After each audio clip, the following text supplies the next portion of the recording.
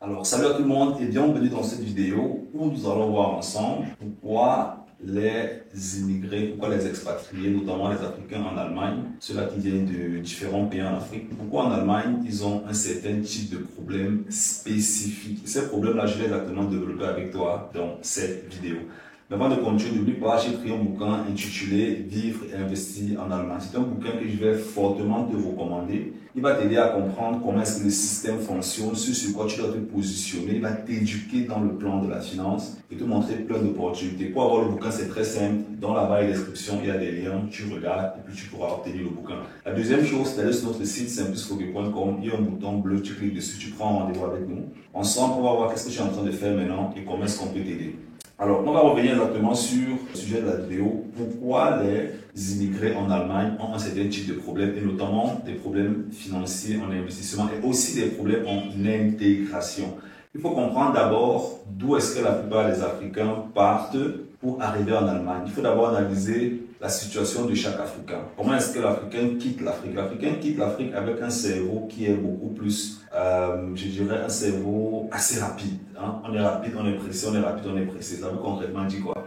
Si je prends par exemple le cas des investissements, tu sais déjà que beaucoup d'entre nous, avant même d'arriver en Occident, on n'a vraiment jamais investi. Parce que la grande majorité des Africains qui arrivent en Allemagne ou en Occident, la tranche d'âge, c'est souvent dans les, je vais dire, 18 ans à 21 ans. À 18 ans à 21 ans, on est encore presque l'enfant des parents. Tu vois un peu. Pour certaines personnes, c'est à cet âge même qu'on quitte la maison pour la première fois, pour arriver en Occident, pour arriver en Allemagne. Et maintenant, quand on est en Afrique, quand on était en Afrique, on n'avait pas de compte bancaire. 2, on ne comprenait pas comment est-ce que le système bancaire fonctionne. 3, on ne comprenait pas comment les transactions bancaires fonctionnent. Moi-même, quand je suis en Afrique, je n'ai pas de compte bancaire, donc il faut que je sois sérieux avec toi. Donc, maintenant, on arrive dans un pays, dans un continent qui est capitaliste, un continent où tout change.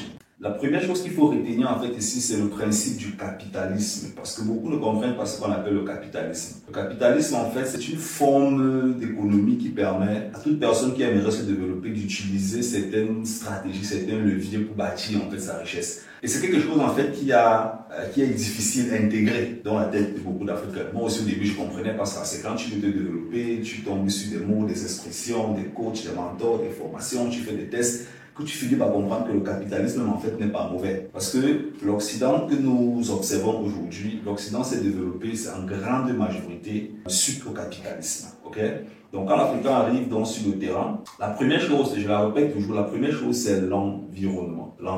Certains arrivent, le cas des asylants par exemple, okay, je n'ai rien contre les asylants, mais certains arrivent en Allemagne et s'ils sont asylants, ils vont toujours marcher avec les asylants. Donc ils vont créer un club, ils seront toujours ensemble dans le même club. S'il est étudiant, il va marcher avec les étudiants. S'il fait une formation, il va marcher avec ceux qui font la formation. Ce n'est pas mauvais, c'est bien. Mais à un moment donné, on aspire à se développer. Et ce que je vais te conseiller, c'est dès le début de chercher à marcher avec des personnes qui ont déjà atteint un objectif que tu envisages atteindre plus tard. Ça, c'est extrêmement important. La deuxième chose, il faut comprendre le système financier. Beaucoup ne comprennent pas le système financier. Au quotidien, je travaille avec beaucoup d'Africains.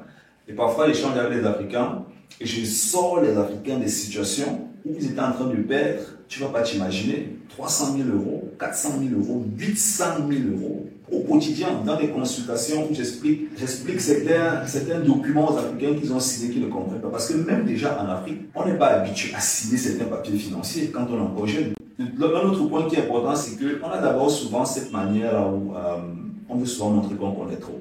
Or, on arrive dans un continent où tout se base sur l'information. On n'est pas prédisposé parfois à aller vers l'information nécessaire. Sinon, comment est-ce que tu m'expliques que quelqu'un qui a, par exemple, quelqu'un qui arrive en Allemagne, il peut avoir par exemple 18 ans, après il finit les études, donc il a 22 ans, il finit les études et à un moment donné, 27 ans, 30 ans, il signe un contrat et on réussit à le mettre dans un document où il va perdre 700 000 euros. Donc tu comprends que ça dit tout en fait sur notre façon d'être. Donc moi je vais te recommander, tu dois aller vers l'information, tu dois aller vers la bonne information, tu dois t'éduquer sur le système. Et j'aime souvent le dire, le système en Allemagne, ce n'est pas acheter un bien immobilier, acheter une action en bourse, lancer un business. Le système en Allemagne, ce sont des informations qui vont te permettre de bâtir un séjour rentable. Aussi dans ces différents domaines que j'ai cités, mais qui peuvent te permettre aussi de synchroniser. Je vais prendre un exemple. Tu peux être un entrepreneur en Allemagne. Tu lances un business. Et à un moment donné, tu fais du chiffre d'affaires, mais il te manque une information qui va te permettre d'optimiser peut-être 15 000 euros d'impôts par an. il te manque une information qui va te permettre d'optimiser 15 000 euros d'impôts par an. Pourquoi tu n'as pas cette information? L'information là aussi c'est le système. Comment est-ce que tu optimises les impôts, que ce soit dans l'immobilier, que ce soit en bourse, que ce soit en entrepreneuriat, que ce soit même avec l'Afrique.